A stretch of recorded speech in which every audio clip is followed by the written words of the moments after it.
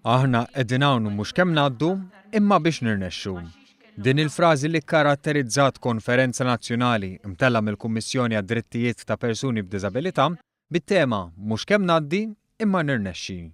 Konferenza li fiha iltqajna ma' Vicky Gawci li rrakkontatilna l-ġraja tagħha. 15-il sena ilu kelli inċident jiena stess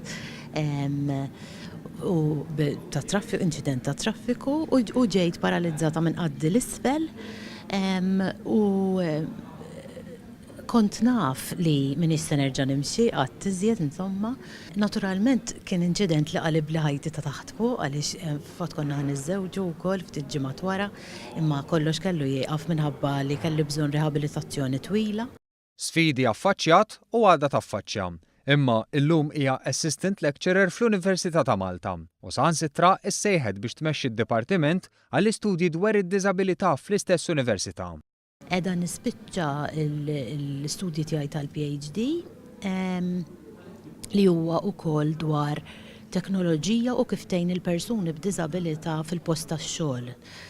Qegħdin joħorġu ħafna affarijiet dwar x'dak li jtellifhom il-persuni b'diżabilità fid-dinja tax-xogħol u kemm għad baqa' x'isir f'dan il-qasam.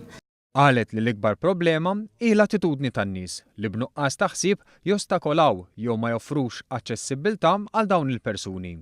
Ħeġġet lil persuni b'diżabilità biex jitkellmu għad-drittijiet tagħhom. Pereżempju min ma jarax, jekk ittieħ jinnaf pereżempju statement mill-bank li huwa miktub, għal xejn tajtulu għax ma jistax jara.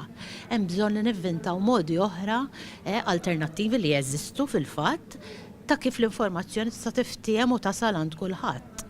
Christine Mifsud tilfet il-vis ta' snin ilu u fi żmien fejn is-servizzi ma kinux aċċessibbli bħallum stinkat għalihom.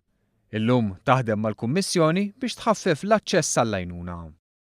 Persuna għandha bżonn tittallab biex tkun tista' tasal, il-persuna rid ikollha aċċess biex tasal. Qalet li hemm potenzjal kbir li sfortunatament ikun hemm xi ħaġa li twaqqafhom milli jilħquh. Kemm Vicky kif ukoll Christine appellaw biex iktar servizzi ikunu disponibbli mingħajr ma persuna toqgħod tittallab. Id-diżabilità ma nistgħux inħarsu lejha b'mod ta' karità iżjed, iżda b'mod li l-persuni b'diżabilità nagħtuhom l-opportunitajiet u s-support li għandhom bżonn.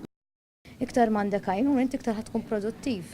Ma tux inħallsu li l-persuna b'diżabilità se qed tagħmilha xi pjaċir, għax di fl-aħħar mill-aħħar jekk ħatħaffilha l-ħajja u ħatgħinha ħatrendi iktar fis-soċjetà u fil-komunità. Il-Kummissarju għad-Drittijiet ta' Persuni b'Diżabilità, Oliver Scicluna, qal li persuna b'diżabilità m'għandix tingħata drittijiet b'sens ta' karità iżda għax għandha dritt għalihom. Is-Segretarju Parlamentari Anthony Agius De Celis tkellem dwar bosta inizjattivi li qed jieħu l-Gvern biex itejjeb l-aċċessibilità.